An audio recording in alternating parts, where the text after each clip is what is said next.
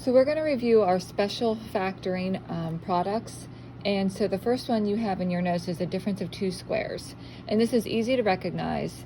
And there's just a couple of things you need to look at to do so. The first thing that you need to remember is that we have been dealing with quadratics in the form of ax squared plus bx plus c.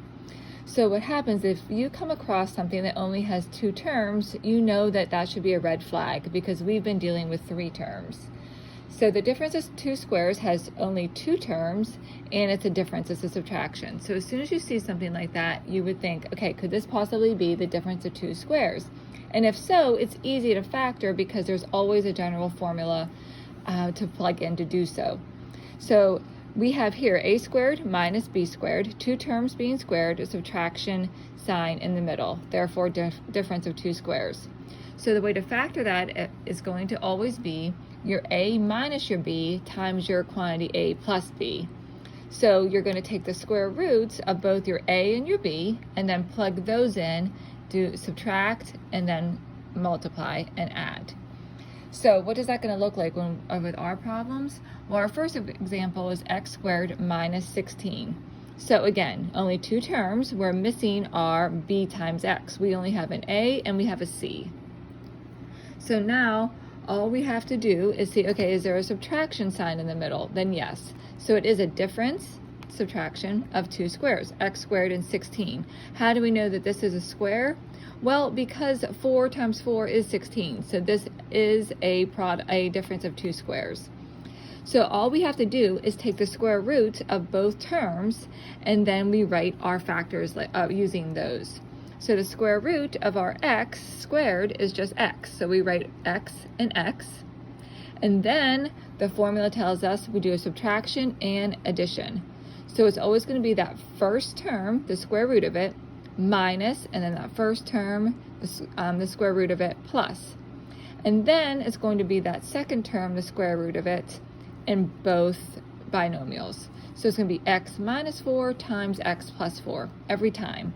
So as long as you're able to find the square roots of both of these terms, then you're going to be able to just plug into this formula x minus and then x plus whatever the square root of this number is. So now we're looking at another problem, but this one just has a coefficient, so it just looks slightly different of this. So we have 9x squared minus 25, but we're still going to handle it the same exact way that we did this problem. The only thing is we're going to take the square root of 9x squared. Well, the square root is going to be 3x, that whole quantity squared. And then the square root of this term, well, the square root of 25 is 5. So we know that there is a subtraction sign, so then it is the difference. Is it of two squares? Well, yes, we were able to take the square root of both of these terms. So now all I have to do is plug those in. So my first term in my binomials is going to be this number here. That is the square root of this. So I'm going to have 3x minus, and then the square root of this term, 5, times that first term, the square root of that would be 3x plus 5. So these terms are always going to be the same. These terms are always going to be the same. Your signs have to be different. And then you can always FOIL to check to make sure that you did it correctly. That's it. So now if you forget, you can always still use our methods that we've been doing with finding the C and factors of C and multiplying those together and then adding to see what gives you your B. That's still a fine way to do it. It's just these are going to be quicker for you because you're just going to plug into these two binomials every time. So that is your difference of two squares. So now the next one is your perfect square trinomial. So the trinomial, of course, is going to have three terms. So we have a squared plus sum 2 times ab plus b squared. And if you come across a quadratic that looks like this, or you can make it look like this, then the factor is always going to be a plus b times a plus b, which just equals a plus b squared, because these are the same two binomials.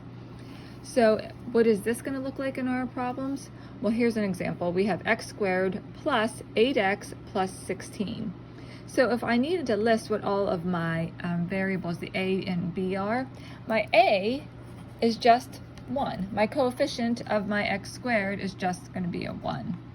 My 8 always is coming from this information here, so it's just going to be 2 times a, and then it needs to be a b.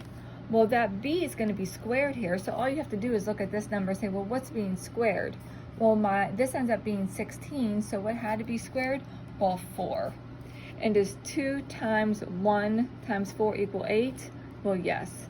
So my a is 1, 2 is always there, and then my b is just this square root of this. So then when I factor that, I just have x plus 4, that quantity squared. And then it's the same type of setup for our subtraction, and it's just going to be a minus b, that quantity squared. Again, these are just some generalizations that we can use to help us factor these quicker, but you still can use our typical methods that we were using last week.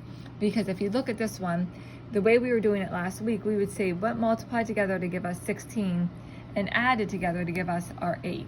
Well, that would be 4 and 4. So they're still the same methods that we were able to use last week we're using now. And so those are your first 2 examples from your packet. You don't have an assignment that matches with this right now. So the next set of notes we'll have an assignment with.